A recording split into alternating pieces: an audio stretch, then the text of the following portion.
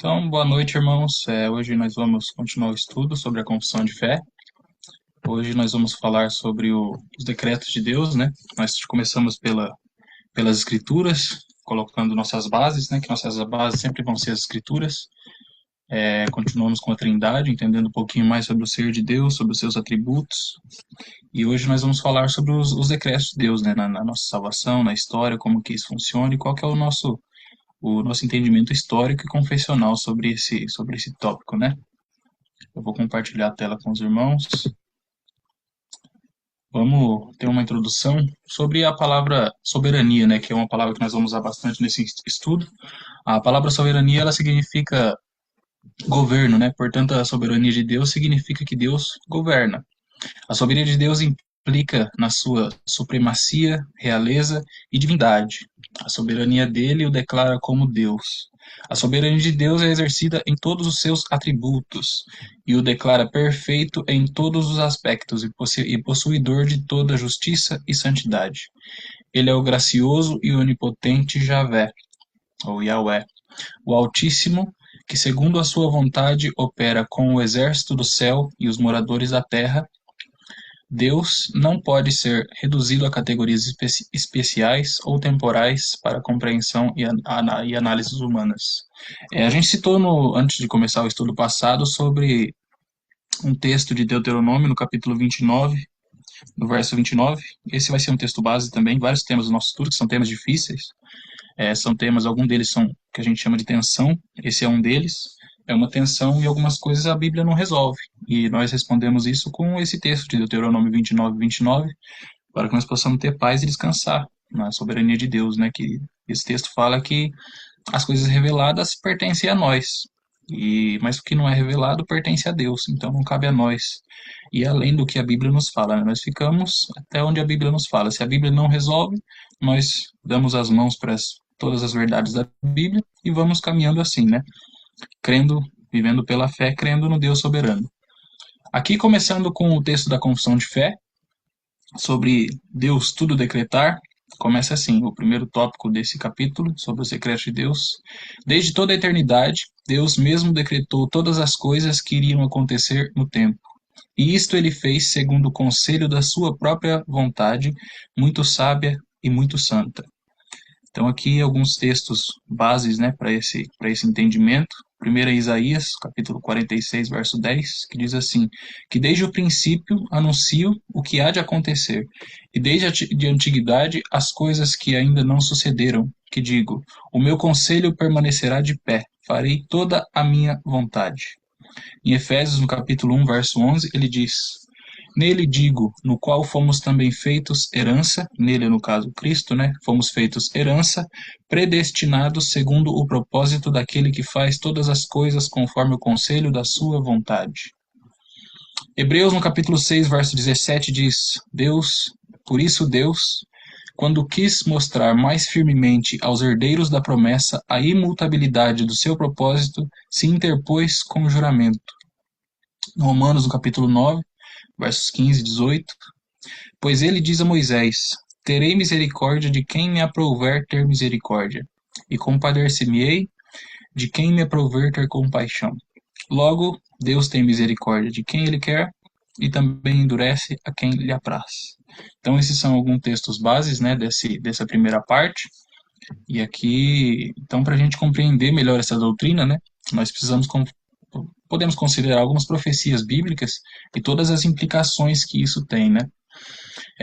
Eu vou me limitar um pouco aqui a falar sobre o Jesus, né, que é o centro de toda a Bíblia, que é o centro de toda a história, de todo o universo, e falar um pouquinho começar pelo Antigo Testamento, que as profecias do Antigo Testamento, elas afirmaram que o Messias tinha que nascer de uma mulher, tá? Isso está lá em Gênesis, capítulo 3, verso 15, que ele viria da descendência de Abraão, Gênesis, capítulo 22, verso 18, da tribo de Judá, Gênesis 49, 10, e da família de Davi, segundo Samuel 7, 12 e 13. Esses são só algumas passagens, né? Mas isso tudo já estava profetizado no Antigo Testamento, centenas de anos antes da própria vinda de Cristo, né? E Queria fazer uma reflexão com os irmãos para a gente pensar em todas as pessoas que estavam envolvidas em todos esses episódios, né? Então, nós temos a descendência da mulher, descendência de Abraão, né? Da tribo de Judá, da família de Davi.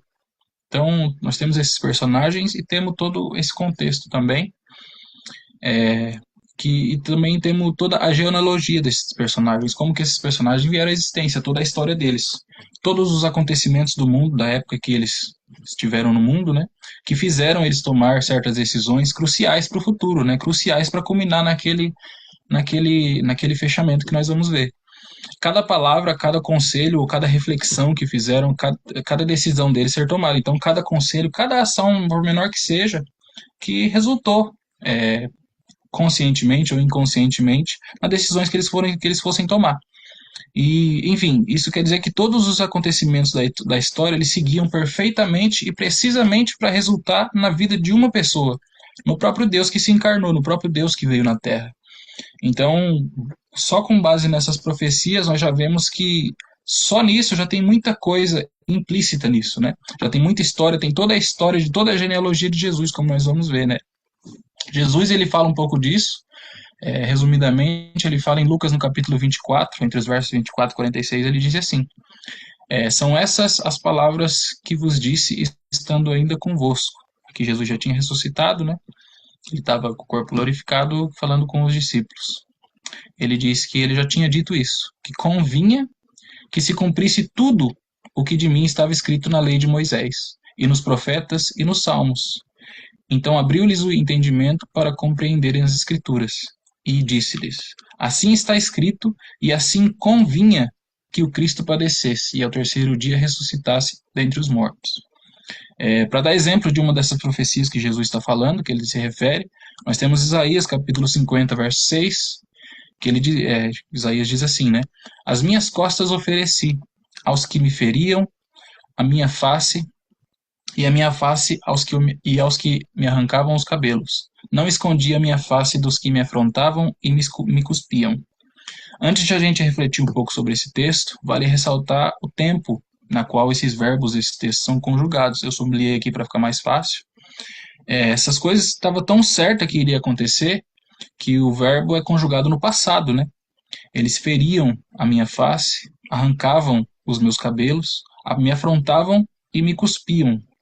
Então é uma coisa tão certa que já é escrito no passado. Nós vamos ver que isso acontece mais vezes. E isso leva a uma pergunta. Será que essas pessoas que feriam a face e arrancavam os cabelos de Jesus e afrontavam e cuspiam, será que eles poderiam, que essas coisas poderiam não acontecer? Quer dizer, é uma coisa que já é tão certa que já está no passado, será que isso teria como não acontecer? Lembrando que isso foi escrito por cerca de 700 anos antes da vinda de Cristo, né? Então, nós temos aí séculos com antecedência. Tudo isso já estava determinado. Nós vamos ver mais para frente que isso já acontece, na verdade, desde antes da fundação do mundo, antes do mundo ser formado. Fora isso, nós vemos também que tudo acontece para a glória de Deus. E também, junto disso, outro motivo que a Bíblia dá para as coisas acontecerem, tudo coopera para o bem do povo de Deus, os que amam a Deus, o texto fala. E nós não temos como chegar a outra conclusão, senão que Deus governa todas as coisas, desde sempre, para os fins decididos por Ele, segundo a sua vontade soberana e independente, sem nenhum acaso. Até porque Deus não pode ser surpreendido, né? Nada pega Deus de surpresa. Deus não age com urgência, não é tudo decretado, é tudo soberanamente decidido. Deus não pode ser pego de surpresa. Ele é soberano, ele é Deus. John Murray ele diz assim que o acaso e a sorte não fazem parte do vocabulário de um cristão. Aqui eu cito Provérbios no capítulo 16, verso 33, que diz assim: A sorte se lança no regaço, mas do Senhor procede toda a determinação. Quer dizer que a gente pode tentar lançar sorte, a gente pode tentar o acaso, a gente pode tentar, mas do Senhor procede toda a determinação. Continuando no texto da confissão, agora nós vamos ver um pouquinho mais disso, que o Senhor, esse felo aqui, quer dizer sobre os decretos de Deus, que Deus decreta, porém ele decreta ele decreta todas as coisas de um modo em que Deus, em nenhum sentido, é o autor do pecado, nem se torna corresponsável pelo pecado. nem faz violência à vontade de suas criaturas, nem impede a livre ação das causas secundárias ou contingentes. Pelo contrário, essas causas secundárias são confirmadas. Aqui algumas referências bíblicas, nós temos Tiago, no capítulo 1, verso 13, que diz: Ninguém diga ao ser tentado, sou tentado por Deus, porque Deus não pode ser tentado pelo mal e ele mesmo a ninguém tenta. 1 João, no capítulo 1, verso 5, também diz: Ora, a mensagem que da parte dele temos ouvido e vos anunciamos é esta, que Deus é luz e nele não há treva alguma. Atos capítulo 4, verso 27 e 28 diz assim: Porque verdadeiramente se ajuntaram nessa cidade contra o teu santo servo Jesus, ao qual ungistes Herodes e Pôncio Pilatos, com gentios e o povo de Israel, para fazerem tudo o que a tua mão e o teu propósito predeterminaram.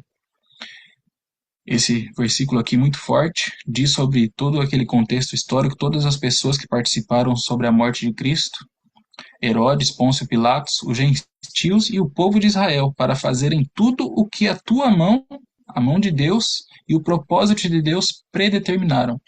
Em João, no capítulo 19, verso 11, diz, no Evangelho de João, né, respondeu Jesus: Nenhuma autoridade teria sobre mim, se de cima não te fosse dada. Porque isso, quem me entregou a ti, maior pecado tem. Aqui Jesus está falando sobre Judas, né? E ele diz que as pessoas não teriam nenhuma autoridade sobre ele se do Pai não fosse dada essa autoridade, né? Então, tudo o que aconteceu de mal com Jesus, a autoridade para isso acontecer veio de Deus. É o que Jesus está falando aqui nesse texto. Aqui, mais um pouquinho falando do que a gente já comentou antes, sobre a genealogia de Jesus, vamos entrar um pouquinho mais a fundo para a gente entender melhor. Nós vemos na genealogia de Jesus Cristo, ali no Mateus, no primeiro capítulo, e também em todo o Antigo Testamento, né, mulheres cuja vida há marcas reprováveis. Nós temos Tamar, que coabitou com seu próprio sogro, Judá, e gerou dele 2 filhos gêmeos, Pérez e Zerá.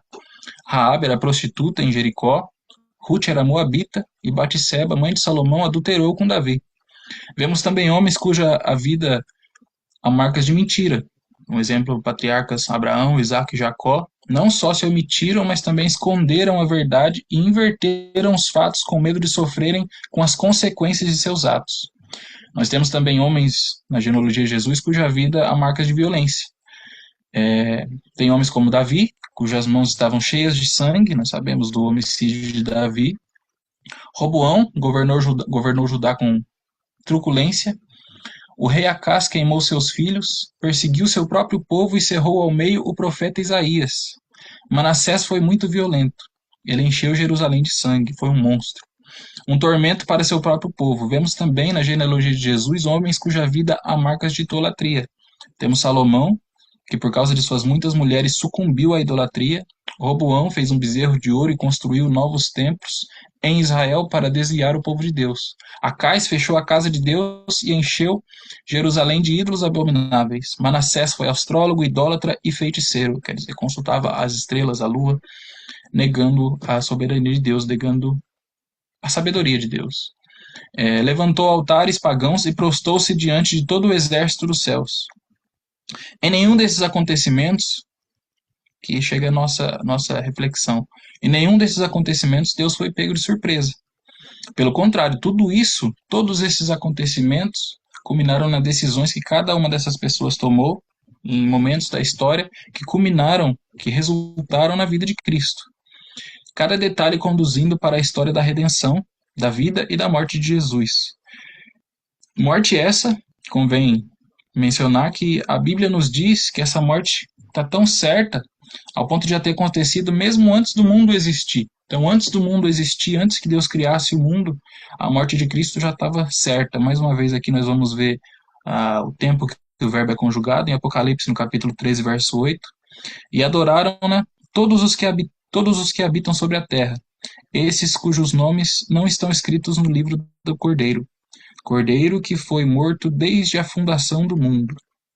Então, o Cordeiro, quando Deus estava lá fundando o mundo, vemos aqui que o verbo está conjugado no passado, uma coisa tão certa que o Cordeiro foi morto desde a fundação do mundo. Em última análise, Deus decretou soberanamente o pecado. que nós vamos entender melhor, nós vamos entrar melhor nesse tema, bem como o dirige providencialmente e o permite para fins justos. Ele dirige o pecado de tal forma que glorifica a si mesmo e até mesmo opera o bem de seu povo. Assim, as nossas escolhas erradas não se sobrepõem à soberania de Deus, mas estão incluídas nelas. Será que isso não faz de Deus o autor do pecado? A resposta é óbvia, claro que não. A Bíblia nos diz. O próprio Deus nunca peca, mas odeia e castiga o pecado, todo o pecado. Ele pode prevenir o pecado e pode tanto dirigir como decretar o pecado. Temos aqui algumas citações bíblicas, depois os irmãos pegam com calma. E desse modo ele controla absolutamente todos os atos pecaminosos dos homens. Mas isso em nenhum aspecto faz dele o autor do pecado. A Bíblia diz que Deus não pode ser o autor do pecado. Os ímpios só executam o que Deus decreta. Aqui está o mistério, que nós temos um mistério, né, que a Bíblia não nos diz, a resolução disso. Pois embora Deus nunca seja o autor do pecado, ele executa os conselhos da sua própria vontade através do pecado. Como a gente já viu, Deus não pode ser surpreendido. Então, o pecado jamais pega Deus de surpresa. Isso não foge do conhecimento de Deus. Deus não pode ser pego de surpresa. A santa vontade de Deus e a vontade profana dos pecadores maus cooperam juntamente nos mesmos acontecimentos, de modo que, quando o pecador peca, esses mesmos pecados coincidem com a vontade secreta do decreto de Deus. Esses eventos, contudo, têm motivações muito diferentes por trás deles. Deus tem uma motivação, o homem pecador tem outra. A motivação de Deus é cumprir os seus desígnios santos, e por isso ele não está de modo algum contaminado por nenhum desses pecados. Enquanto que o pecador não é motivado, a motivação do pecador não é pelo amor dele a Deus sobre todas as coisas e nem pelo amor do próximo como a si mesmo. Antes, as motivações do homem pecador são pecaminosas e, portanto, seus pecados o contaminam. Assim, embora a providência de Deus se estenda até o pecado, ele permanece sem pecado, imaculado, santo e puro. Aqui vamos ver um pouco agora os textos da confissão, que dizem algumas dessas coisas. Que em tudo isso aparece a sabedoria de Deus, em dispor de todas as coisas e o seu poder e fidelidade em fazer cumprir o seu decreto. Aqui cita Números, no capítulo 23, verso 19. Deus não é homem para que minta, nem filho do homem para que se arrependa. Porventura, tendo ele prometido, não o fará? Ou tendo falado, não o cumprirá? Aqui uma pergunta retórica, né? Em Efésios, capítulo 1, versos 3 a 5. Bendito o Deus Pai, o Deus e Pai de nosso Senhor Jesus Cristo, que nos tem abençoado com toda a sorte de bênção espiritual nas regiões celestiais em Cristo, assim como nos escolheu nele antes da fundação do mundo, para sermos santos e irrepreensíveis perante ele, e em amor nos predestinou para ele, para a adoção de filhos por meio de Jesus Cristo, segundo o beneplácito da sua vontade. Esse texto aqui nos diz que por que Deus escolhe, né? Por que Deus fez as coisas do jeito que ele fez, né? Segundo o beneplácito da sua vontade, segundo Deus quis, segundo a sua vontade santa e soberana. No capítulo tópico 2 da confissão, diz assim: embora Deus saiba tudo quando pode acontecer ou poderá acontecer, todas as coisas, todas as condições possíveis, ele nada decretou por causa do seu conhecimento prévio do futuro, ou daquilo que viria a acontecer em determinada situação. Então Deus não decreta nada baseado que ele viu alguma coisa no futuro.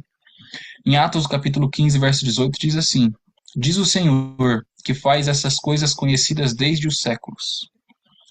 Em Romanos capítulo 9, versos 11, 13, 16 e 18, diz sobre, uma passagem muito importante sobre esse assunto, diz: e ainda não eram os gêmeos nascidos, nem tinham praticado bem ou mal, para que o propósito de Deus quanto à eleição prevalecesse, não por obras, mas por aquele que chama. Como está escrito: amei Jacó, porém me aborreci de Esaú. Assim, pois, não depende de quem quer, nem de quem corre, mas de Deus usar da sua misericórdia. Logo, Deus tem misericórdia de quem quer e também endurece a quem lhe apraz. Então aqui fala sobre Jacó e Esaú, né? E diz que Deus, antes mesmo desses gêmeos terem nascido, Deus já tinha escolhido um e reprovado o outro. Tinha escolhido Jacó e reprovado Esaú, antes que ele fizessem bem ou mal. E Deus tem misericórdia de quem ele quer e endurece a quem lhe apraz. Agora nós vamos entrar um pouco nas correntes teológicas da história, né? O que foi falado sobre isso, um pouco da história, né? Mas antes eu queria falar um pouquinho, para a gente introduzir, o que a confissão fala, né? Continua falando. No terceiro tópico diz assim: pelo decreto e para a manifestação da glória de Deus, alguns homens e alguns anjos são predestinados ou pré-ordenados para a vida eterna através de Jesus Cristo. Então aqui cita 1 Timóteo, capítulo 5, verso 21. Conjuro-te perante Deus e Cristo Jesus e os anjos eleitos, que guardes estes conselhos sem prevenção, nada fazendo com parcialidade. Mateus 25, verso 34. Então dirá o rei aos que estiverem à sua direita: vinde, benditos de meu Pai, entrai na posse do reino, que vos está preparado desde a fundação do mundo. E Deus faz tudo isso para louvor da sua graça gloriosa, para a sua glória. Efésios, capítulo 1, versos 5 e 6 diz assim: Deus nos predestinou para ele, para a adoção de filhos, por meio de Jesus Cristo, segundo o beneplácito da sua vontade. Por que Deus fez isso, né? Para louvor da glória de sua graça, que ele nos concedeu gratuitamente no amado. Os demais, os que não foram escolhidos em Jesus, em Cristo, desde a fundação do mundo, são deixados em seu pecado, agindo para a sua própria e justa condenação, e isto para louvor da justiça gloriosa de Deus. Então, Romanos, capítulo 9, versos 22 e 23. Que diremos, pois, se Deus, querendo mostrar a sua ira e dar a conhecer o seu poder, suportou com muita longanimidade, com muita paciência, os vasos de ira, preparados para a perdição, a fim de que também desse a conhecer as riquezas da sua glória em vasos de misericórdia, que para a glória preparou de antemão. Judas capítulo 4, verso 4, né, no primeiro capítulo, único capítulo. Pois certos indivíduos se introduziram com dissimulação, os quais desde muito foram antecipadamente pronunciados para esta condenação, homens ímpios que transformam em libertinagem a graça do nosso Deus e negam o nosso único soberano Senhor Jesus Cristo. Tem um texto que não está falando aqui, mas Romanos no capítulo 1 diz também que Deus entrega o homem às suas próprias paixões, às suas próprias concupiscências, né? E o homem, ao invés de adorar Deus, Criador soberano, não, ele adora a criatura no lugar de Deus. 4. Os anjos, esse aqui é o tópico 4. Os anjos e homens predestinados ou pré-ordenados estão designados de forma particular e imutável, e o seu número é tão certo e definido que não pode ser aumentado ou diminuído. 2 Timóteo capítulo 2, verso 19. Entretanto, o firme fundamento de Deus permanece tendo este selo: o Senhor conhece os que lhe pertencem. E mais, aparte-se da injustiça de todo aquele que professa o nome do Senhor. Aparte da injustiça todo aquele que professa o nome do Senhor. João capítulo 13, verso 18 diz: Não falo a respeito de todos vós, pois eu conheço aqueles que escolhi. Antes para que se cumprisse a escritura: aquele que come do meu pão levantou contra mim o seu calcanhar.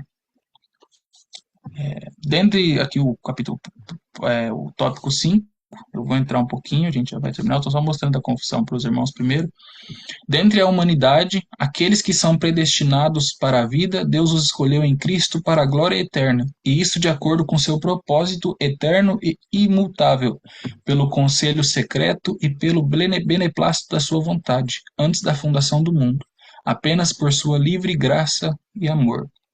Então, Efésios capítulo 1, versos 4, 9 e 11. Assim como nos escolheu nele, em Jesus, antes da fundação do mundo, para sermos santos e irrepreensíveis perante ele e em amor, desvendando-nos o mistério da sua vontade, segundo o beneplácito que propusera em Cristo. Nele, digo, no qual também fomos feitos herança, predestinados segundo o propósito daquele que faz todas as coisas conforme o conselho da sua vontade. Romanos capítulo 8, verso 30 diz assim: E aos que predestinou, a estes também chamou, e aos que chamou, estes justificou, E aos que justificou, esses também glorificou. Aqui, mais uma vez, é importante a gente notar em qual, como que é conjugado esse verbo, né? Todos os verbos no passado. Deus predestinou, os que ele predestinou, ele chamou, os que ele chamou, ele justificou, e os que justificou, ele glorificou. Então é uma coisa tão certa que não tem como ser mudada, é imutável. É isso que o texto está mostrando. Segundo Timóteo, capítulo 1, verso 9, diz assim, que Deus nos salvou e nos chamou com santa vocação, não segundo as nossas obras, mas conforme a sua própria determinação e graça, que nos foi dada em Cristo Jesus antes dos tempos eternos. 1 Tessalonicenses, capítulo 5, verso 9, porque Deus não nos destinou para a ira, mas para alcançar a salvação mediante o nosso Senhor Jesus Cristo. Aqui para a gente ver mais um pedacinho e já vamos entrar mais alguma reflexão. Nada havendo em suas criaturas que servisse como causa ou condição para essa escolha. Então Deus decretou, não baseado em nada que ele viu em algumas das suas criaturas, que servisse como alguma causa ou alguma condição para a escolha dele. Vemos Romanos capítulo 9, versos 13 e 16, como está escrito, mais uma vez, passagem de Jacó e Esaú, e Deus diz, não depende de quem quer nem de quem corre, mas de Deus usar da sua misericórdia. Efésios capítulo 2, versos 5 a 12, estando nós mortos em nossos delitos, nos deu vida juntamente com Cristo. Pela graça sois salvos. Naquele tempo estáveis sem Cristo, separados da comunidade de Israel, estranhos às alianças da promessa, não tendo esperança e sem Deus no mundo. Aqui é interessante citar também, Romanos 3 fala bastante disso, com mais detalhes, mas é importante a gente ver nesse capítulo de Efésios aqui, capítulo 2 diz que nós estávamos mortos quando Deus nos deu vida. Uma coisa que me choca muito, a primeira vez que eu ouvi isso falando foi o Nicodemos, Augusto Nicodemos falando, que ele diz assim, morto é morto. Morto não tem como tomar decisão de nada, o morto está morto, ele não tem como ter decisão. Se eu for olhar para o morto para decidir alguma coisa sobre qualquer coisa, eu não tenho base nenhuma para tomar nenhuma decisão, morto é morto. E Deus nos deu vida como nós estávamos mortos. Isso aqui resulta no que a gente viu sobre o que a confissão de fé fala. Nada havendo em suas criaturas que servisse como causa e condição para essa escolha. Então Deus não escolheu baseado em nada que nós fizemos, porque nós somos mortos. Quando antes de Deus nos chamar, nós estamos mortos espiritualmente diante de Deus. Aqui nós vamos entrar um pouco agora sim nessas correntes históricas, né, o que foi falado, né, na história da igreja, um pouquinho só disso. Algumas pessoas, ao se depararem com essas verdades sobre os decretos de Deus, tentando encaixar essa divina doutrina à sua pequenez e tentando resolver algo que a Bíblia não resolve, ou seja, conciliar a soberania de Deus com a responsabilidade humana. É uma coisa que a Bíblia afirma as duas coisas com a mesma veemência, até mesmo às vezes no mesmo capítulo, no mesmo versículo, a Bíblia fala as duas coisas. E ela não resolve isso, a gente vai ver mais para frente que a Bíblia não resolve, ela coloca as duas verdades que aparentam ser um paradoxo, aparentam ser diferentes, mas a Bíblia não resolve isso, ela deixa, não resolve, é o que a gente viu sobre o texto de Deuteronômio 29, 29, a gente vai ver um pouco mais sobre isso. Então, essas pessoas chegam à infeliz conclusão que Deus faz seus decretos baseados em algo que Deus teria visto no futuro. Então, Deus estava lá na eternidade, antes dele criar o mundo, e ele viu no futuro quem ia crer, quem não ia crer, e com base nisso, com base no que ele viu, ele escolheu quem que ele ia salvar e quem que ele não ia salvar. Seguindo essa visão, a princípio, quando a gente escuta isso a primeira vez, parece que a gente resolve as dificuldades do paradoxo entre a soberania de Deus, a responsabilidade ou a liberdade humana. Então ficou resolvido. Deus decretou, não tem como negar que Deus decretou, a Bíblia é muito clara nesse sentido, mas ele decretou baseado no que ele viu que o homem faria, na fé do homem, que o homem teria. Mas, a princípio, parece que resolveu, né? Mas a gente vai ver que não é bem assim. Nós vemos claramente na Bíblia que tudo existe, tudo que existe, existe em Deus. Então, Atos capítulo 17, verso 28, diz assim, porque nele, em Deus, né? Ou em Cristo, em Deus, nele nós vivemos e nos movemos e existimos. outra versão fala que nele nós nos movemos, existimos e somos. Então, tudo que existe, existe em Deus.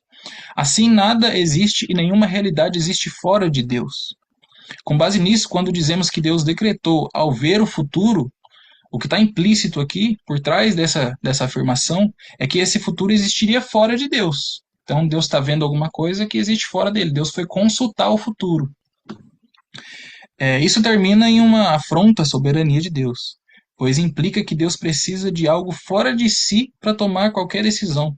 Deus precisa de algo além dele, né? Além de si. Deus não está plenamente satisfeito, não tem tudo necessário dentro de si. Não, ele precisa ver algo fora de si. O futuro, no caso, a gente vai ver que não tem como fugir disso, né? E a gente vê que é impossível existir algo fora de Deus, como a gente já falou. Logo, se Deus decretou baseado no que ele viu no futuro, e esse futuro não tem como existir fora de Deus, pois tudo que existe, existe em Deus, então não tem como o futuro existir fora de Deus. Mas se Deus decretou baseado no futuro, assim a gente chega de uma forma ou de outra, o fim é o mesmo. É Deus quem decreta. Se o futuro não tem como existir, quem criou o futuro? Quem colocou o futuro lá para que Deus pudesse consultar? O próprio Deus. Se fosse assim, o próprio Deus teria feito. Então é Deus quem decreta segundo a sua vontade, sem nenhuma influência externa, sem nenhuma influência de fora de Deus. Pois nada temos fora de Deus. Não existe nada fora de Deus. Assim, esse argumento fica sem saída e termina numa contradição. Quer dizer, Deus viu algo fora dele, mas não existe nada fora de Deus. Se não existe nada fora de Deus, tudo que existe foi Deus que decretou. Então, no final, é o decreto de Deus que vence. Aqui em Colossenses capítulo 1, verso 17 diz assim: ele é antes de todas as coisas e todas as coisas subsistem por ele. Então, todas as coisas, mais uma vez, do mesmo jeito que morto significa morto, todas as coisas são todas as coisas. Todas as coisas subsistem por ele. Aqui agora, um pouquinho da história. De acordo com Pelágio, a eleição é mais uma dívida de Deus que Deus deve às pessoas boas, do que um presente que ele graciosamente lhes concede. Deus elege as pessoas com base na justiça pessoal. A doutrina arminiana da eleição condicional, que foi introduzida pela primeira vez por Jacó Armínio, só floresceu plenamente 2 gerações depois de Calvino, né? O arminianismo ensina que Deus elege aqueles que são depravados, mas que Deus prevê que eles crerão em Cristo para a salvação. Embora as pessoas sejam pecadoras, podem satisfazer a condição de Deus para crer em Jesus, exercendo o seu livre-arbítrio para receberem a fé. Só um parênteses aqui, a gente vai ter mais para frente na confissão um capítulo só sobre o livre-arbítrio, e a gente vai falar mais sobre isso, por isso que eu não vou abordar tanto aqui. E também um pouquinho para a gente entender a história, é interessante a gente ver que o jeito que Deus age na história, a gente está vendo que Deus age na história, e a gente tem lições preciosas nisso, nós temos tudo o que aconteceu na história da igreja, as pessoas que Deus usou na história da igreja, e é interessante, eu já falei um pouquinho sobre isso, que no estudo passado sobre a Trindade, que essas palavras, esses títulos, nós temos sim que tomar cuidado com eles, mas eles nos ajudam muito. Se eu falar que eu creio na Trindade, eu resumi horas e horas de conversa. Eu falar, eu creio na Trindade. Não, não vou usar a Trindade porque a Trindade não está na Bíblia. Então eu vou começar, eu creio que Deus é 3 pessoas, tem 3 pessoas em um só, aí eu vou ficar horas e horas falando. Do mesmo jeito, esses títulos servem, eles não servem para definir a gente plenamente, não servem como base, nós ficamos com eles até onde eles ficam com a Bíblia, que é o nosso juiz último. Então, continuando, o arminianismo ensina que Deus elege aqueles que são depravados, mas que Deus prevê que eles crerão em Cristo para a salvação. Isso aqui a gente já leu esse pedacinho. Em resumo, a gente juntando o pelagianismo e o arminianismo, o que a gente tem? Qual que é o fim, né?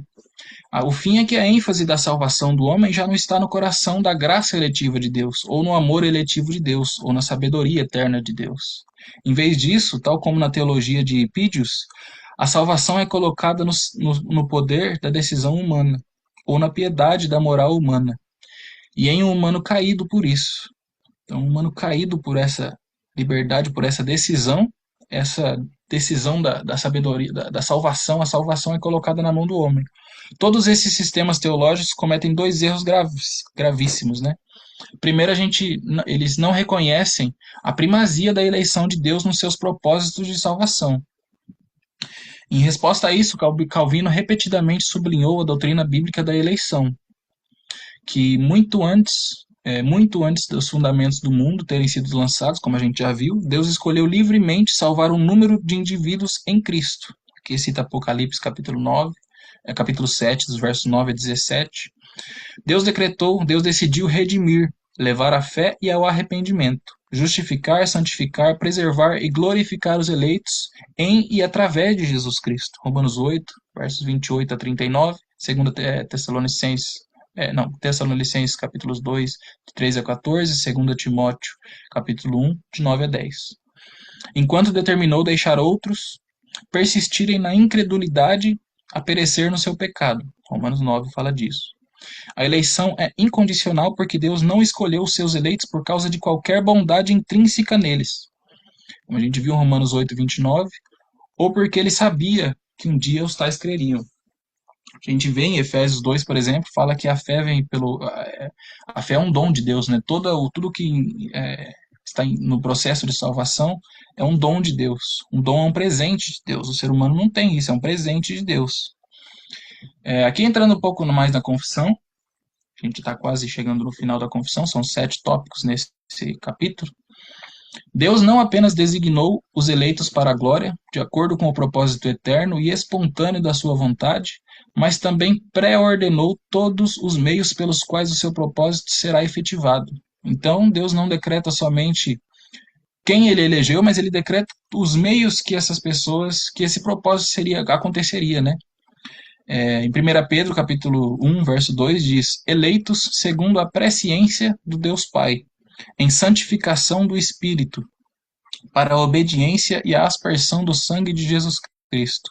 Graça e paz vos sejam multiplicadas. Segundo Tessalonicenses, capítulo 2, verso 13, diz: entretanto, devemos dar graças a Deus por vós, irmãos amados pelo Senhor, por isso que Deus vos escolheu desde o princípio para a salvação, pela santificação do Espírito e fé na verdade. Então, textos claros, né? Aqui, esse texto aqui sobre a presciência, né? Esse é muito usado para dizer que aquilo que a gente viu, que Deus, então, ele viu no futuro, né? Ele pré-conheceu. Ciência, a gente sabe que é conhecimento, então Deus pré-conheceu quem ele ia salvar no futuro. Mas a gente já viu que isso é uma coisa que tem um argumento, um termo em latim que diz é um non sequitur, né? Uma coisa que não se segue, uma coisa que não se conecta, não tem fim, é uma contradição. Não tem como Deus ter, nesse entendimento, Deus ter visto alguma coisa no futuro. Isso eu acho que já ficou claro. Mas esse termo, na verdade, ele quer dizer que Deus nos conheceu antes da fundação do mundo, ele nos pré-conheceu, presciência de Deus, né? Por isso, os eleitos, achando-se caídos em Adão, são redimidos em Cristo e chamados eficazmente para a fé nele, pela ação do Espírito Santo e no seu devido tempo, e são justificados, adotados, santificados e guardados pelo poder de Deus, mediante a fé para a salvação. Então, 1 Tessalonicenses 1 Tessalonicenses 5, no capítulo, verso 9 e 10, porque Deus não nos destinou para a ira, mas para alcançar a salvação mediante nosso Senhor Jesus Cristo, que morreu por nós, para que, quer vigiemos, quer durmamos, vivamos em união com Ele. Romanos capítulo 8, verso 30, a gente já viu esse texto, que Deus predestinou, e esses que Ele predestinou, Ele chamou, assim também justificou e glorificou. Então, a outra parte da Escritura fala que é Deus quem, toda a boa obra que Deus começa na gente, Ele termina. 2 Tessalonicenses, capítulo 2, verso 13. Entretanto, devemos sempre dar graças a Deus, por vós, irmãos amados pelo Senhor, a gente já viu isso também, que vos escolheu desde o princípio para a salvação, pela santificação do Espírito e na fé da verdade, e fé na verdade. 1 Pedro, capítulo 1, verso 5, diz que sois guardados pelo poder de Deus mediante a fé para a salvação preparada para revelar-se no último tempo. Aqui, continuando mais um pouquinho a nossa reflexão, se cremos que Deus determinou certos fins, então precisamos crer que Ele determina tudo o que conduz a esses fins. Então, Deus decretou alguma coisa no futuro, Deus também decreta tudo o que acontece para chegar nessa coisa no futuro. Senão essa coisa não tem como acontecer. É uma linhagem clara de pensamento.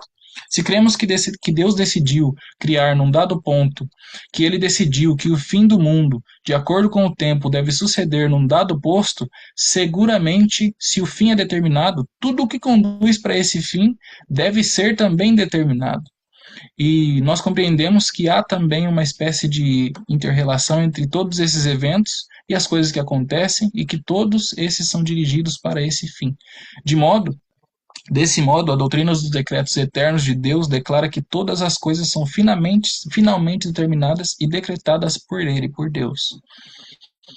Com respeito a esse sistema como um todo, essa linha de raciocínio como um todo, isso é colocado muito claramente pelo apóstolo Paulo, que ele diz de tornar a congregar em Cristo todas as coisas, na dispensação da plenitude dos tempos, tanto as que estão no céu como as que estão na terra. Nele digo, em quem também fomos feitos herança, havendo sido predestinados conforme o propósito daquele que faz todas as coisas segundo o conselho da sua vontade. Aqui em Efésios capítulo 1, versos 10 e 11. Com efeito, isso se aplica a todas as coisas. Paulo está falando ali como o cosmos, né, o todo total, tudo que existe como um todo, sendo tudo unido em Cristo. E ele diz que Deus irá realizar isso dessa maneira. Em seguida, temos mais evidências da Escritura para demonstrar que Deus, dessa maneira, governa, controla e determina os eventos que aparentam, aos nossos olhos, ser totalmente fortuitos, né, insignificantes. No livro de Provérbios lemos: a sorte se lança, esse é o que a gente começou, a sorte se lança no regaço, mas do Senhor procede toda a sua disposição. Provérbios 16, 13. Chamamos sorte uma questão de probabilidade e casualidade. Vocês lançam a sorte. Sim, diz essa passagem nas Escrituras, mas do Senhor procede toda a Senhor que decreta toda a disposição, todos os decretos, tudo que acontece vem do Senhor. Também no Novo Testamento lemos que nosso Senhor diz: não se vendem 2 passarinhos por um ceitil, e nenhum dos passarinhos cairá em terra sem a vontade do vosso Pai. Então, uma coisa simples, uma coisa boba, um passarinho que cai, um pardal que cai morto na terra, a gente acha é um acidente, é uma coisa que aconteceu, uma infelicidade, né, uma casualidade. Mas Jesus aqui está dizendo que não. Nenhum deles cairá em terra sem a vontade de vosso Pai. A vida de um pequeno pardal está na mão de Deus. Ele, porém, prossegue: e até mesmo os cabelos da vossa cabeça estão todos contados. Queria fazer uma pergunta. Alguém aqui sabe quantos cabelos a gente tem na cabeça? Para a gente tá chegando no fim já é uma reflexão. Jesus diz que Deus tem todos os cabelos da nossa cabeça contados. Então a gente não entende nenhuma coisa que está grudada na nossa cabeça, nós não conseguimos entender, né? Como é que nós vamos entender um Deus eterno, um Deus que não cabe em nenhuma realidade, não cabe na nossa mente? A gente tem que entender isso, né? A gente vai ver um pouquinho, a gente está quase terminando. Em seguida, tomem nossas ações livres. Leiam Provérbios, capítulo 2, verso 1. Como ribeiros de águas, assim é o coração do rei na mão do Senhor.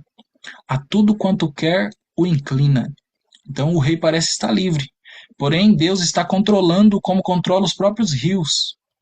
Efésios capítulo 2, verso 10 nos diz: porque somos feitura sua, criados em Cristo Jesus para as boas obras, as quais Deus preparou para que andássemos nelas. E Filipenses 2,13 diz: porque Deus é que opera em vós tanto o querer como o efetuar, segundo a sua boa vontade. E continuando na confissão, que agora um pouco sobre os eleitos, né? Entender um pouquinho mais sobre isso. Ninguém mais é redimido por Cristo, chamado eficazmente, justificado, adotado, santificado e salvo, senão unicamente os eleitos. Então, tudo isso Deus só faz nos eleitos. Deus justifica os eleitos, adota os eleitos, santifica os eleitos e salva os eleitos. É isso que está dizendo esse texto. João capítulo 10, verso 26 diz: mas vós não credes, porque não sois das minhas ovelhas. Então Jesus diz que eles não criam porque eles não eram da ovelha de Jesus, que se fossem ovelhas de Jesus eles creriam.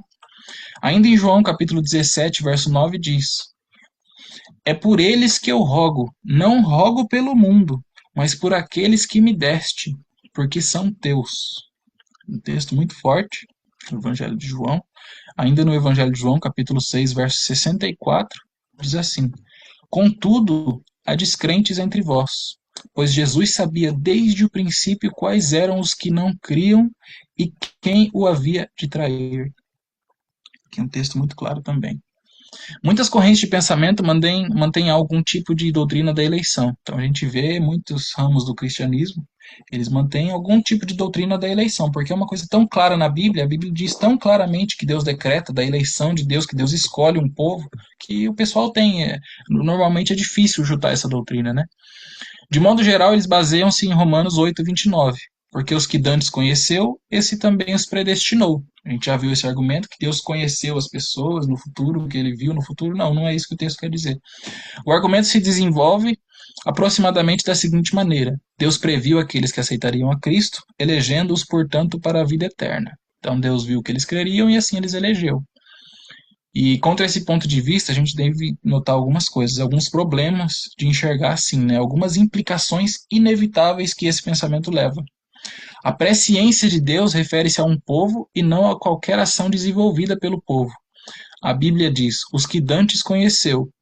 De novo, Deus fala através de Amós: de todas as famílias da terra, a vós somente conheci. Isto é, independente de qualquer ação, boa ou má, Deus os conheceu, no sentido que os amou. Conhecer no sentido que amou e escolheu para serem dele. É assim que predestinou seus eleitos. Então não adianta dizer que Deus nos elegeu por ver que a gente faria alguma coisa, né?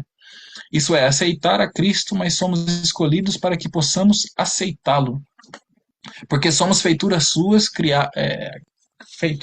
criados em Jesus Cristo para as boas obras, as qual preparou para que andássemos nelas. Também não iria resolver esse problema dizer que Deus previu aqueles que acreditariam. A gente já viu bastante disso. Mas Atos 18, capítulo 13, Atos 13, verso 48, torna esse ponto completamente claro. E creram todos os quantos estavam ordenados para a vida eterna. Então, quem creu naquela pregação de Atos? Quem creu? Todos os quantos estavam ordenados para a vida eterna. Então, a eleição não resulta de acreditarmos, mas a nossa crença resulta de sermos eleitos. Então, é uma confusão que é feita de causa e consequência. A causa é a eleição, a consequência é a fé. Ordenados para a vida eterna, entre aspas aqui, né? Então, dizer que exercitamos fé ao aceitar Cristo e que Deus nos previu essa fé e, portanto, nos elegeu, somente nos leva a mais um passo para trás. Pois onde encontramos a fé para exercitar? As Escrituras fornecem a resposta. A fé é dádiva de Deus, não de nós mesmos. Porque eu já citei Efésios no capítulo 2, diz isso. Uma outra objeção diz que na eleição Deus é parcial, que ele faz acepção de pessoas. Então, Deus escolhe quem ele quer, escolhe uns, não escolhe outros. Por que ele escolheu um, não escolheu outro? Isso é acepção de pessoas. Algumas pessoas falam isso, que Deus é parcial. Então, Deus está sendo injusto. Alguém que faz acepção de pessoas é alguém que está atuando como um juiz, que ele nega a uns o que justamente lhes pertence e dá a outros o que não é justamente deles. Isto é, alguém governado pelo prejuízo e por motivos sinistros e não pela justiça e pela lei. As Escrituras negam que Deus faça acepção de pessoas nesse sentido. E se a doutrina da predestinação apresenta Deus atuando desse modo, temos que admitir que Deus é injusto. Então, se Deus deixa de dar algo que merecemos, aí sim ele é injusto. Se Deus escolhe uns que não merecem, mas não escolhe outros que mereciam, aí sim Deus seria injusto. Aí sim Deus faria acepção de pessoas. A Escritura ensina que Deus não faz acepção de pessoas, porque ele não escolhe um e rejeita o outro com base em alguma circunstância externa, como a raça da pessoa, a nacionalidade, como a riqueza, pobreza, poder, nobreza, e etc. Pedro nos diz que Deus não faz acepção, já que ele não faz distinção entre judeus e gentios. Sua conclusão, após ter sido enviado para pregar ao centurião romano, Cornélio, foi: reconheço por verdade que Deus não faz acepção de pessoas. Pelo contrário, em qualquer nação aquele que o teme e faz o que é justo, lhe é aceitável. Então, aqui em Atos, capítulo 10, verso 34 e 35, diz claramente que Deus não faz acepção de pessoas. Pelo contrário, em qualquer nação, aqui Pedro define o que seria a acepção de pessoas. Seria Deus escolher somente pessoas de uma nação e rejeitar todas as outras nações. Se Deus quisesse fazer isso, ele poderia ter feito, porém ele não fez. Mas o conceito de acepção de pessoas, a forma bíblica de ver isso, é que Deus escolhe uns. Ah, eu não vou escolher ele porque ele é pobre, eu vou escolher esse aqui porque ele é rico. Não, isso não faz sentido. Quando a Bíblia diz, por exemplo, que Deus amou o mundo de tal maneira, o mundo significa todos os povos, sem distinção.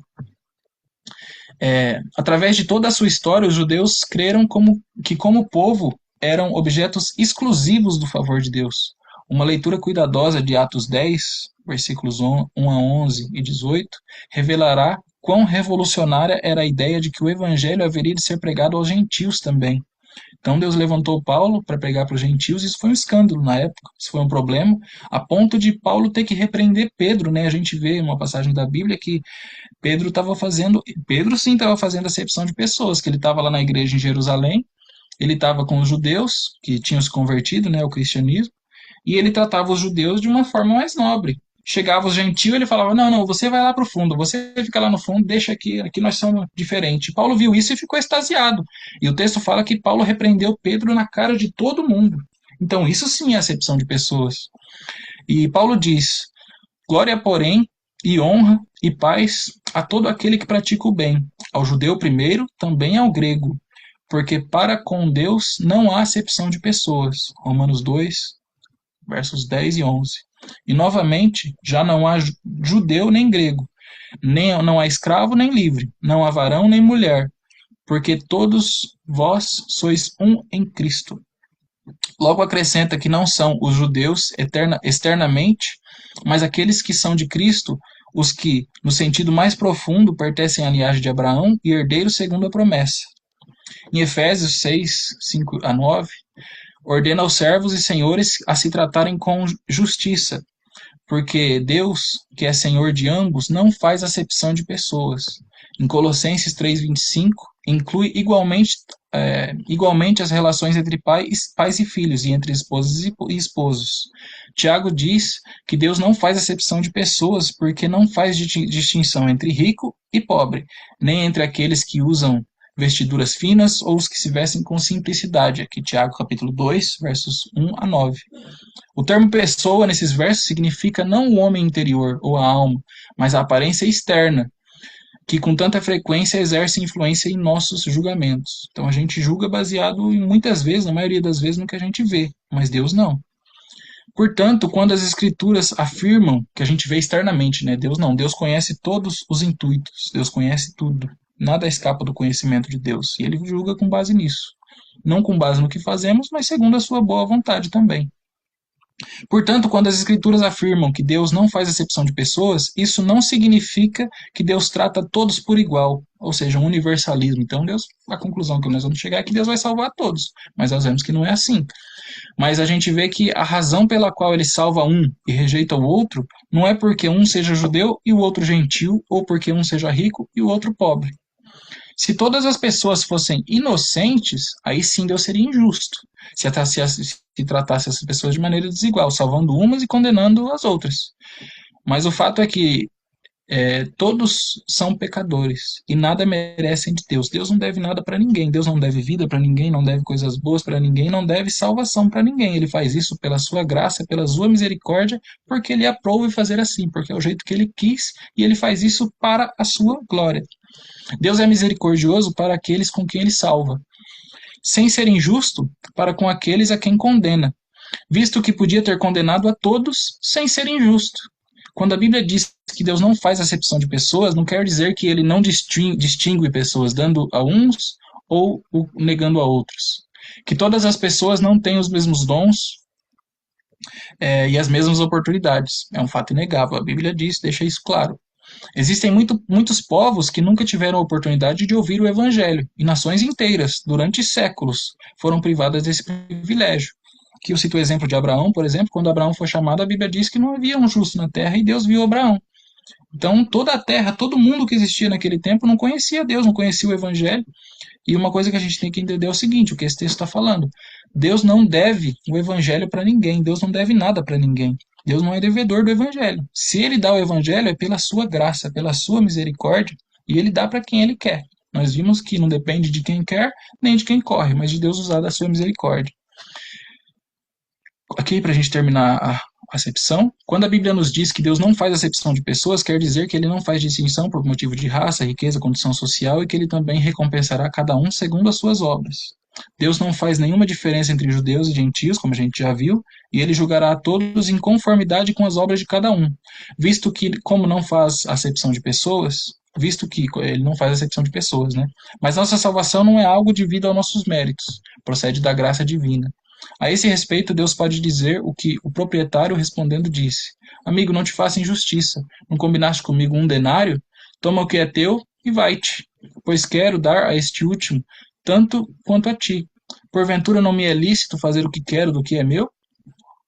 Ou são maus os teus olhos porque os meus são bons? Então, aqui citando Mateus, capítulo 20, 13 a 15, que Jesus fala um pouco disso, de uma forma de parábola, né? O pastor pregou o último domingo por que Jesus falava em parábolas, né?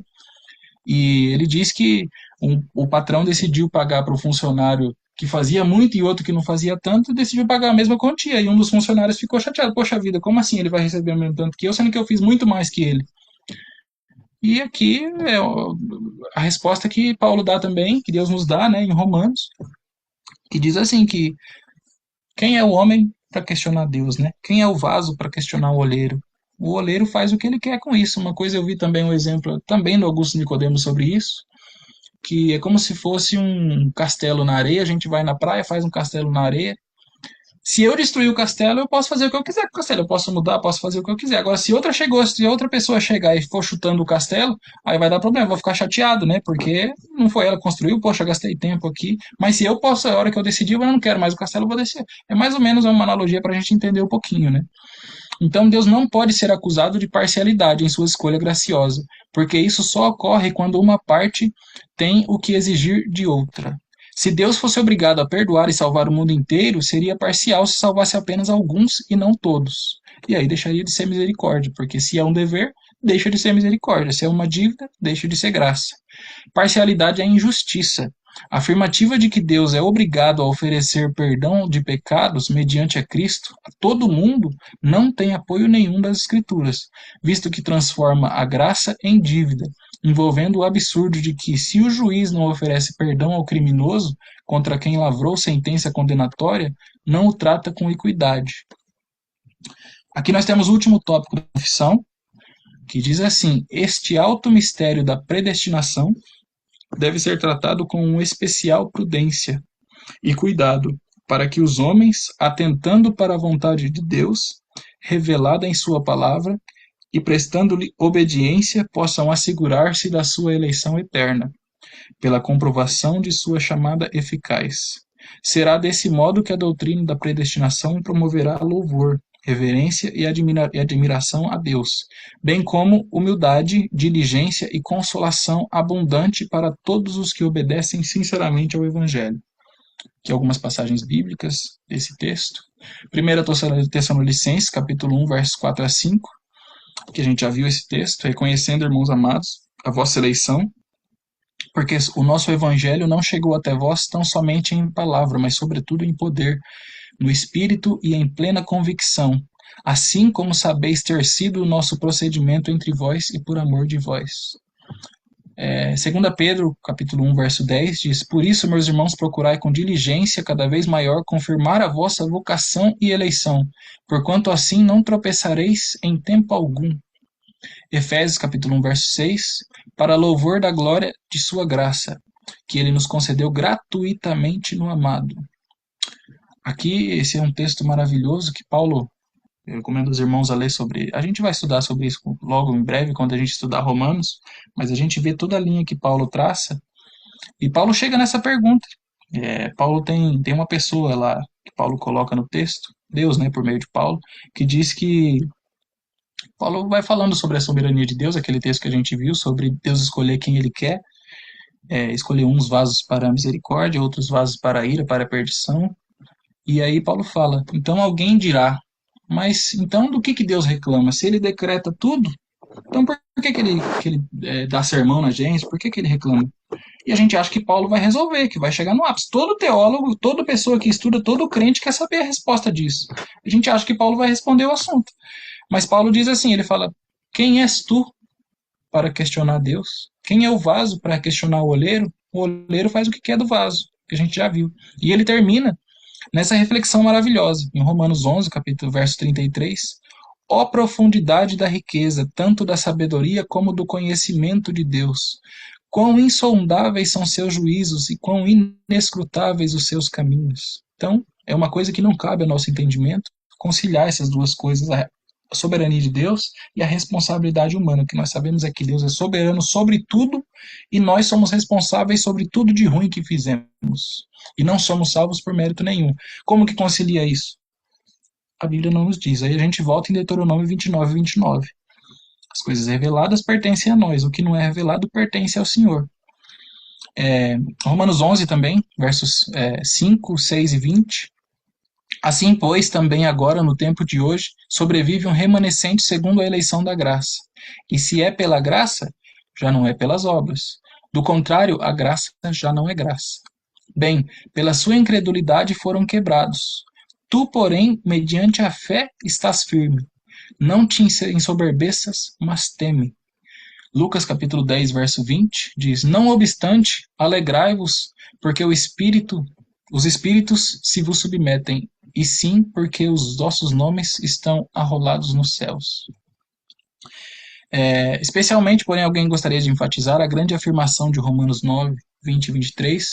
O apóstolo Paulo, pregando essa grande doutrina dos decretos eternos de Deus, ele imagina que alguém em Roma dirigindo-lhe uma pergunta dizendo: eu não entendo isso, a minha soa contraditória e injusta. Se o que você me diz sobre esses decretos é verdadeiro, então a impressão que fica é que Deus é injusto. O questionador diz a Paulo: por que se queixa ele ainda? Porquanto quem resiste à sua vontade? Aqui é o texto que eu citei, Romanos 9, 19. E aqui Paulo responde: mas, ó homem, quem és tu que Deus replicas, né? Porventura a coisa formada dirá o que o formou, por que me fizeste assim?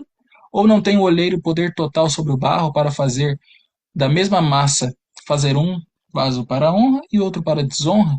E que direis se Deus, querendo mostrar a sua ira e dar a conhecer o seu poder, suportou com muita paciência os vasos de ira preparados para a perdição, para que também desse a conhecer as riquezas da sua glória nos vasos de misericórdia, que para a glória já dantes preparou. Então aqui é a resposta de Paulo, aqui é a resposta das Escrituras, e aqui é a resposta de Deus para essa pergunta. Ah, então Deus é injusto, então Deus, como assim? Não, quem é o homem para discutir com Deus? Não podemos apreender o supremo funcionamento da mente de Deus. Não adianta perguntar por que isso e por que aquilo, por que Deus levantou o faraó, por que ele escolheu Jacó e não Esaú, por que ele nos castiga, se todas as coisas são determinadas e decretadas. A resposta é: mas, ó homem, quem és tu?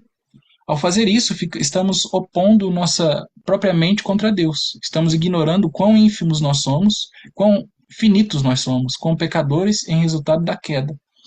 Nós temos que abrir mão do entendimento até chegarmos à glória. Tudo o que temos a fazer aqui no momento é crer que Deus é sempre consistente consigo mesmo e aceitar que ele explicita e abertamente nos revelou sobre os seus decretos eternos, sobre o que ele determinou e decidiu antes mesmo que criasse o mundo. E acima de tudo, compreendamos que somos filhos de Deus, que se somos filhos de Deus é em razão de Deus o ter determinado, e que ele determinou a seu respeito é indiscutível, seguro e certo. Nada e ninguém jamais poderá tirar das suas mãos, nem tampouco levá-lo a renunciar o seu propósito com relação a vocês. A doutrina dos decretos eternos existiu antes da fundação do mundo. Ele me conheceu, conheceu a vocês, e nossos nomes foram escritos no livro da vida do Cordeiro antes mesmo que o mundo fosse criado, como a gente já viu ao longo do estudo, antes mesmo que você ou eu ou qualquer um outro entrássemos nele. Então, antes de tudo acontecer, já estava tudo determinado. Curvemos-nos diante da sua majestade, humilhemos-nos em sua augusta presença, submetamos-nos à revelação que ele tão graciosamente se agradou em nos comunicar. Aqui alguma conclusão para a gente terminar. Eu queria terminar esse estudo numa coisa que chocou muito também na minha conversão. A Bíblia nos diz que tudo que foi escrito para o nosso ensino foi escrito. Então, quando a gente lê o livro de Jó, nós temos uma lição que devemos ter em mente, principalmente se tratando de Deus e da sua soberania. Nós vemos que Jó, em algum ponto, ele desafia Deus e a soberania de Deus. Jó 40, verso 2 diz: Porventura, o contender contra o Todo-Poderoso é sabedoria? Quem argue assim a Deus, responda por isso, que é Deus respondendo Jó. Porventura, você pode contender contra o Todo-Poderoso? Será que isso é sabedoria? Quem que faz isso contra Deus? Responda por isso.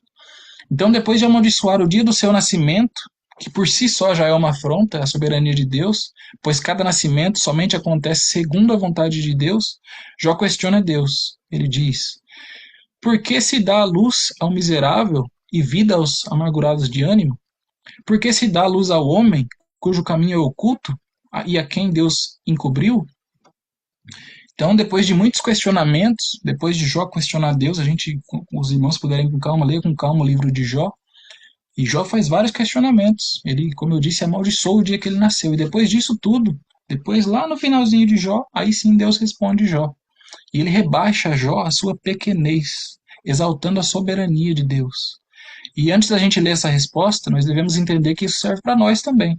Todas as vezes que questionamos a soberania de Deus, por qualquer motivo que seja, sempre que murmuramos ou questionamos acontecimentos no mundo ou nas nossas vidas, de coisas pequenas até coisas maiores, direta ou indiretamente, isso afronta a Deus e a sua soberania. Soberania que, como vimos, é a soberania de Deus, tudo governa, desde as coisas pequenas, a vida dos pássaros que montam ninhos um canto qualquer, o pássaro que cai do céu, até as coisas maiores, como a galáxia, o exército de Hitler marchando sobre a Europa, as coisas boas, as coisas más. Nada no universo é tão grande que escape a Deus, ou nada é tão pequeno ao ponto que Deus possa perder o controle. Tudo o que existe, como a gente viu, existe em Deus. Então, aqui, para a gente terminar, eu gostaria de ler a resposta que Deus dá para Jó, depois de Jó fazer esses questionamentos, que isso possa dar temor para nós. E o Jó 38 diz assim: Depois disto, o Senhor respondeu a Jó de um redemoinho, dizendo: Quem é esse que escurece o conselho com as palavras sem conhecimento?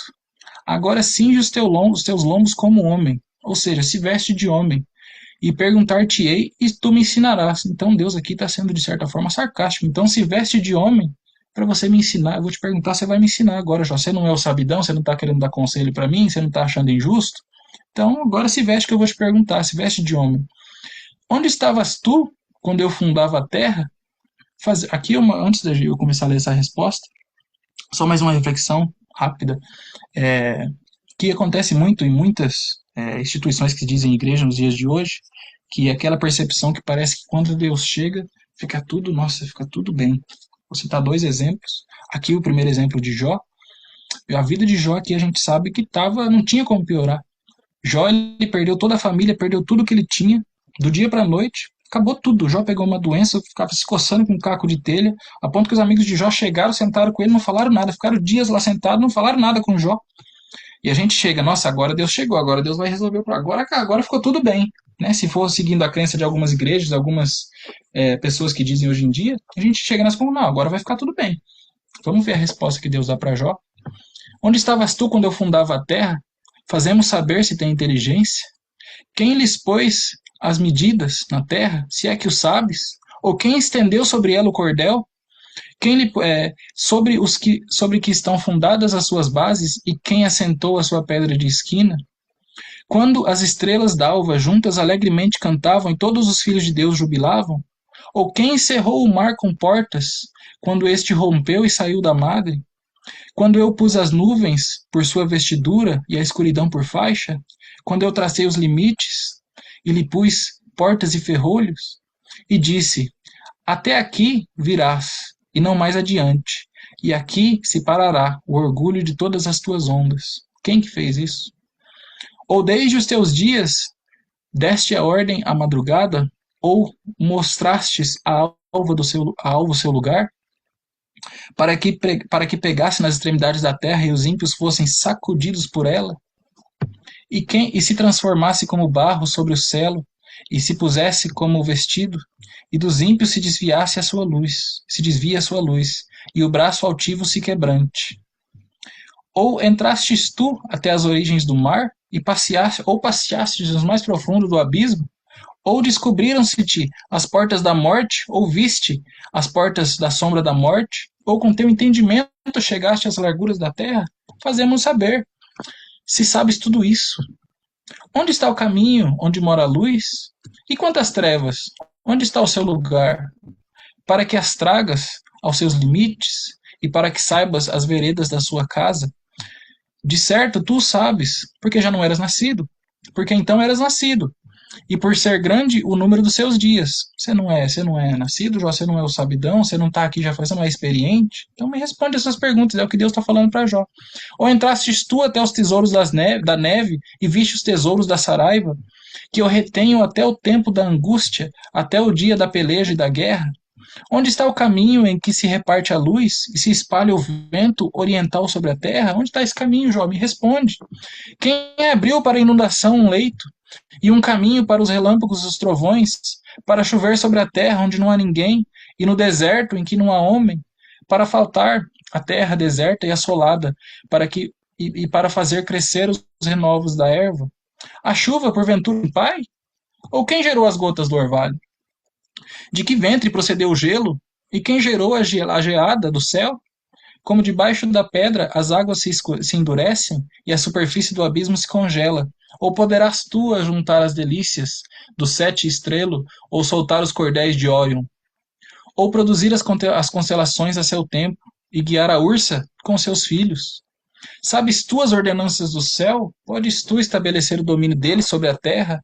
Ou podes levantar a tua voz até as nuvens para que a abundância das águas te cubra? Ou mandarás aos raios para que saiam e te digas, eis-nos aqui? Quer dizer, você consegue fazer isso, Jó? Você não é o sabidão? Você não está questionando a minha soberania, Jó? Você não é o sabidão? Me responde. Quem pôs a sabedoria no íntimo? Ou deu à mente o entendimento?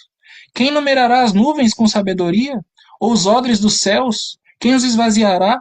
Quando se funde o pó numa massa e se apegam os torrões uns aos outros? Porventura caçarás tu a presa para a leoa? Ou saciarás as fomes dos filhos dos leões? Quando se agacham nos covis e estão à espreita das covas? Quem preparará aos corvos os seus alimentos? Quando seus filhotes gritam a Deus e andam vagueando por não terem o que comer? Quem que vai fazer isso, Jó? Você vai lá fazer isso por eles, Jó? Você vai lá alimentar o leão? É o que Deus está falando para Jó. Jó estava naquela, naquele sofrimento todo, perdeu tudo, perdeu a família, perdeu os filhos, a esposa mandou ele amaldiçoar a Deus, pegou uma doença maldita que estava coçando a pele dele na carne viva, e discutindo com Deus, Deus chegou e fez essas perguntas para Jó. Você não é o sabidão, Jó? E a resposta de Deus continua por mais quase 100 versículos, mais uns capítulos pela frente, ao ponto que Jó fica sem resposta e se curva diante da soberania e o poder de Deus. Então, que a gente possa aprender com essa lição e que possamos nos curvar à soberania do Deus Altíssimo. Que Deus nos cubra com a sua graça para que não precisamos de tamanha correção. Antes, que nós possamos aceitar a nossa insignificância e que nós possamos nos curvar sobre Deus e a sua soberania. Que possamos explodir em adoração, como Paulo fez. Para a gente terminar, diante de tudo isso, Paulo explodiu nessa doxologia maravilhosa. Ó profundidade das riquezas, tanto da sabedoria como da ciência de Deus! Quão insondáveis são os seus juízos e quão inescrutáveis os seus caminhos! Porque quem compreendeu a mente do Senhor, quem que entende isso? Ou quem foi o seu conselheiro? Ou quem lhe deu primeiro a ele para que possa ser recompensado? Porque dele, por ele e para ele são todas as coisas. Glória, pois, a ele eternamente. Amém. Uma vez que Deus está envolvido nos mais pequenos detalhes das nossas vidas, a Escritura nos aconselha: reconhece-o em todos os teus caminhos, e ele endireitará as tuas veredas. Provérbios capítulo 3, verso 6. Então, que Deus possa nos dar esse temor, esse entendimento, para nós entendermos que tem coisa que a gente não vai entender, como a gente já viu no estudo passado, tem coisa que nós não vamos entender, que nós possamos, ao invés de questionar Deus, para que Deus possa chegar ao ponto dessa resposta que ele deu para Jó, que nós podemos, ao invés disso, explodir em doxologia, aprender com o que Deus nos ensinou na história, porque tudo que foi escrito para o nosso ensino foi escrito, que nós possamos aprender com essa lição, que Deus, pela sua graça, possa trabalhar em nós. Bom, irmãos, então esse é o nosso estudo de hoje. Deus abençoe a todos.